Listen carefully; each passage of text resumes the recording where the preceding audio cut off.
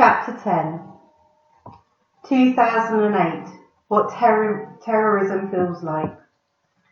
Somehow, daily life continued despite the bomb blasts and killings.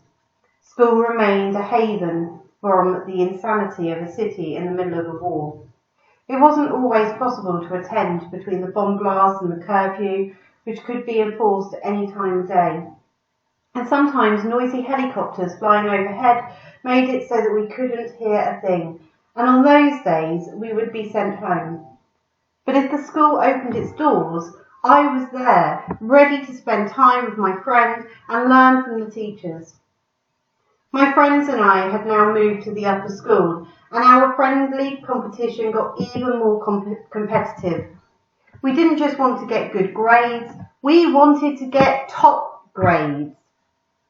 It wasn't just that we wanted to be the best, although we each enjoyed it when we were. It was because when our teachers, like Miss Oldfat in primary school, said, "Excellent" or "Well done," our hearts would fly.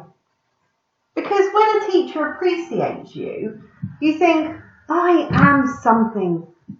In a society where people believe girls are weak and not capable of anything except cooking and cleaning, you think, "I have a talent." When a teacher tells you that all great leaders and scientists will want children too, you think, maybe we can be the great ones tomorrow. In a country where so many people consider it a waste to send girls to school, it is a teacher who helps you believe in your dreams.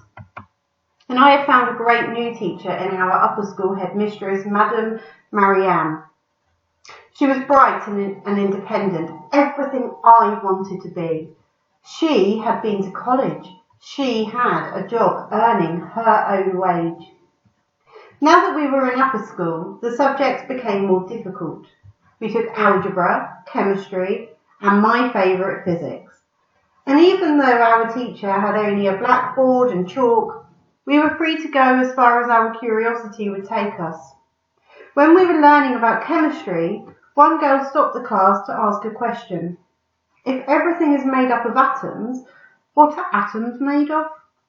Another asked, if electrons are constantly moving, why isn't this chair I'm sitting on moving? The teacher put aside the day's lesson plan, and we all asked questions to our heart's content. But mostly what we talked about those days was the army and the Taliban. All the people of SWAT were caught in the middle.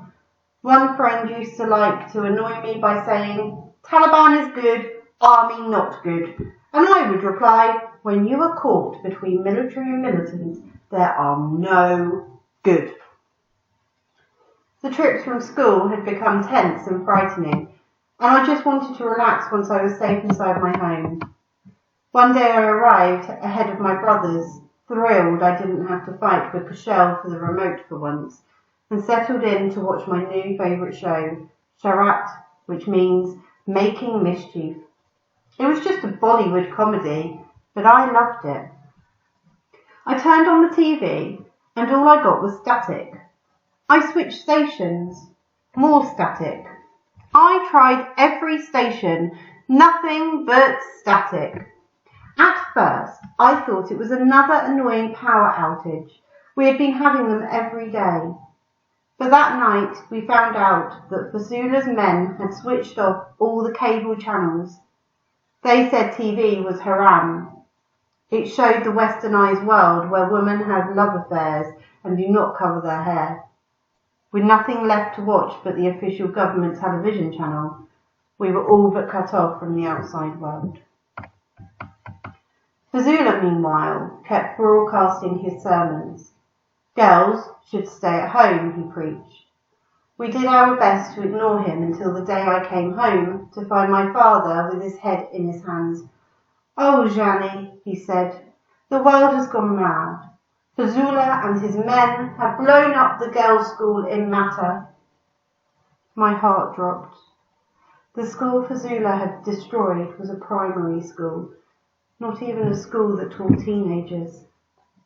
He had bombed the school at night when it was empty. But how cruel this man was, hurling firebombs at a place where little children wanted only to learn to read and write and add. Why, I wondered. Why was the school building such a threat to the Taliban? I whispered a quick prayer for the children who'd lost their school and another to protect the Kushel school. Please, God, I prayed, help us to protect our valley and stop this violence. Every day Fazula's men struck a new target. Stores, roads, bridges and schools. Most of the attacks were outside Mingora, but soon they got closer and closer. One day I was in the kitchen cleaning dishes, despite my best efforts to avoid them, and a bomb went off so close that the whole house rattled and the fan over the window fell. Before I could even react, the power went out. I learned that this was how it happened. Bomb, then darkness. The Taliban bombed us, and then the power went out for at least an hour. At least. A few days later, the Taliban struck again. A funeral for one of the victims of their last attack was being held in a nearby building. As the mourners gathered to pay their respects, a suicide bomber blasted himself. More than 55 people were killed, including the members of Maniba's family. I had growing up heard the word terrorism, but I had never really understood what it meant. Until now, terrorism is different from war, where soldiers face one another in battle. Terrorism is fear all around you. It is going to sleep at night and not knowing what horrors the next day will bring. It is huddling with your family in the centermost room in your home because you've decided it's the safest place to be. It is walking down your own street and not knowing whom you can trust. Terrorism is the fear that when your father walks out the door in the morning, he won't come back at night. Now the enemy was everywhere, and the attacks came out of nowhere. One day a store was destroyed, the next day a house. Rumours flew. The store owner had crossed Fazula and had helped the army. The man whose house was targeted was a political activist. A bridge was blown up one day, a school the next. No place was safe. No one was safe.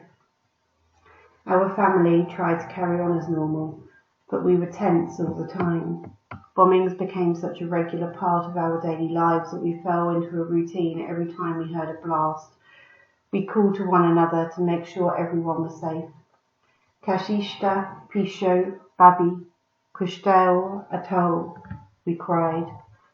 And we listened for sirens. Then we prayed. This kind of random terror made us do strange things. My father started taking a different route home each evening in case someone was studying his routine. My mother avoided the market and my brother stayed inside on even the sunniest day.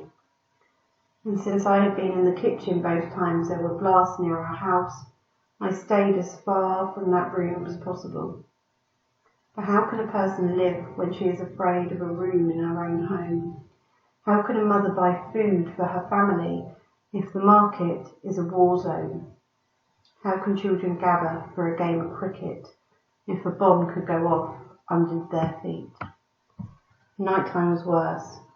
When darkness fell, we all started at every creak and jump at every shadow. Nighttime was when Fazula's men carried out most of their attacks, especially the destruction of the schools.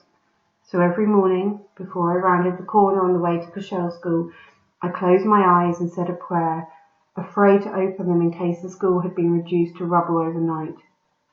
This was what terrorism felt like. In 2008 alone, the Taliban bombed 200 schools. Suicide bombings and targeted killings were regular occurrences. Music shops closed. Daughters and sisters were prevented from going to school, and during the month of Ramadan we had no power or gas in Mingora because Fazula's men had blasted the electricity grid and the gas line. One night, when a blast hit especially close to home, I went to my father's side. "Are you scared now?" I asked. "At night, our fear is strong, Jani," he said. "But in the morning, in the light, we find courage again."